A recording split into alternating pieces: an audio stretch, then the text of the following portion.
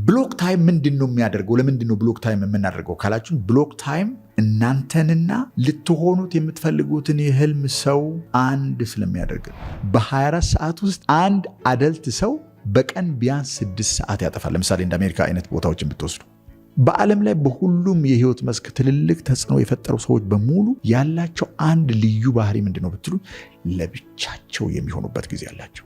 ትልቅነት ከየት ይወጣል ካላችሁን ከሰው ማዕከል ውስጥ ነው የሚወጣው። ትልቅነት ከዓለም አይደለም፣ ከገበያ ቦታ አይደለም፣ ከተማርነው ትምህርት አይደለም። ግሬትነስ የሚመጣው ከሰው ማዕከል ውስጥ ነው። ስለዚህ የመጀመሪያው ቅድመ ሁኔታ ስኬታማ ይሆን ለመፍጠር አንተ አሁን ከካሜራው በስተጀርባ ያለው አንቺ ከካሜራው በስተጀርባ ያለሽው እንዳለሽ እያሰብኩኝ ለካሜራው እያወራ ያለሁት ሰው ነኝ ብለህ የምትል ከሆነ በአንተ ውስጥ ዓለምን የሚለውጥ የሆነ ፓሽን አለ። አንተ ውስጥ ዓለምን የሚለውጥ የሆነ ፓኬጅ ኦፍ ጊፍት አለ። እስከ ዛሬ ድረስ አታውቀውም። ይህን ነገር ማለት ያ ነገር የለም ማለት አይደለም።